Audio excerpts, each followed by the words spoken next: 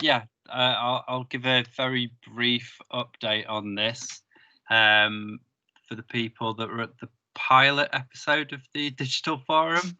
I talked through this before. But basically, my name is David Robertshaw. I'm currently working at the University of Leeds, and I'm working on this project with Joe Ingold. And what we're doing is we're seeking to examine the digitalisation of employment services in the UK and Australia. And we're looking at these two case studies in part because they're at the forefront of these developments. So we're seeking to understand what digitalisation actually means for the design and the delivery of employment services in these two countries. And in part, that means sort of stepping back from some of the most prominent debates about this. So we often get maybe some more dystopian visions, perhaps, when we hear about digitalisation and employment services, or in terms of the benefit system. It's often linked to questions of digital exclusion, which are obviously very important. We also get some more optimistic visions about all the different things that digitalisation would be able to provide in terms of solutions. These are all very interesting and they have things to offer, but we're attempting to take a step back from that and just understand exactly what kind of processes digitalisation is being used for with employment service delivery. So that could well be things like the sentiment analysis that Richard was talking about earlier. It could be things like segmentation, about matching people to particular types of support.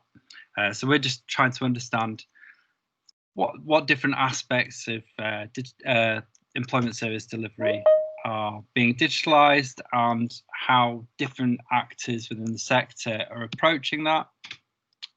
We're also then interested in understanding the way in which these technologies are being brought to bear on some of the persistent issues within employment services, to understand also whether there are any new problems that arise from practices of digitalisation. So, as it's quite a large area to look at, so we're tackling this in a number of different ways. So we're planning to roll out a couple of surveys in the new year, one of which will be at the organisational level through ERSA, and we're also planning to look at this from the perspective of frontline practitioners as well, and we're planning to put a survey through the IEP. We're also currently started on the interview for this, so we're looking to interview a broad range of different actors, including government providers, software developers, frontline practitioners, and we've already started the Australian interviews, and we've done a few interviews in the UK as well.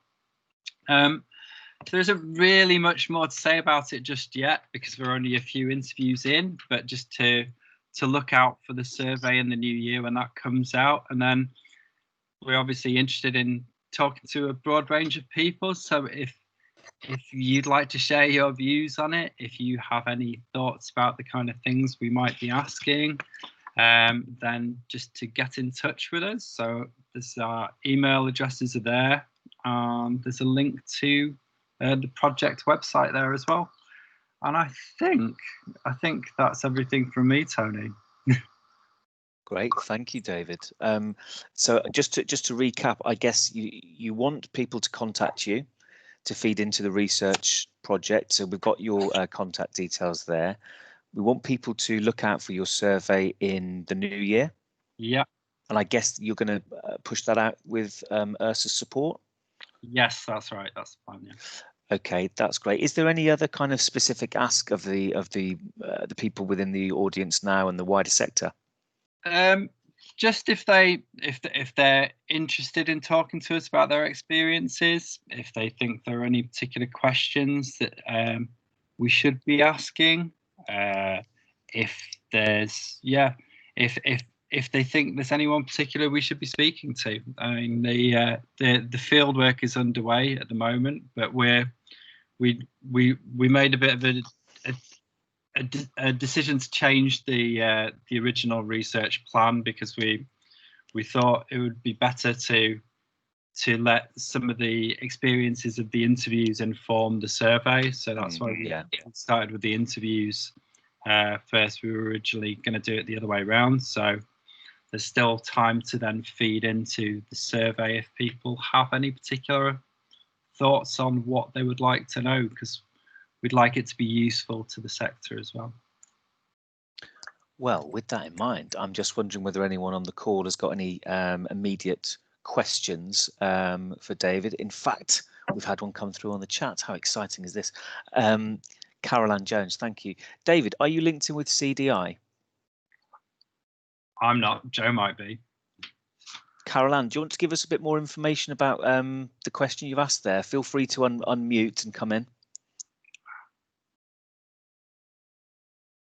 Don't be shy.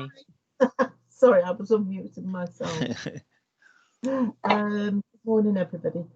I'm quite interested in this, what David has to say, and I'm interested to know whether or not they're going to be doing any work with the Career Development Institute, or whether this is simply looking at careers and employability purely from government contracted work. That had been the plan.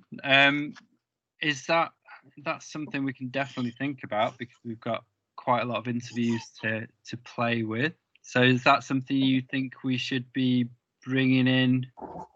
To what extent would you say that that's important? Why are you bringing this up particularly? Is that where you're from, or? Sorry.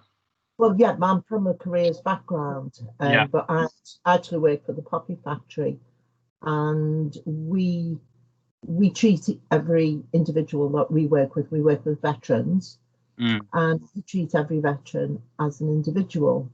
So there aren't any prescribed packages, because they are an individual. So you're drawing on a large number of career-related skills that we have.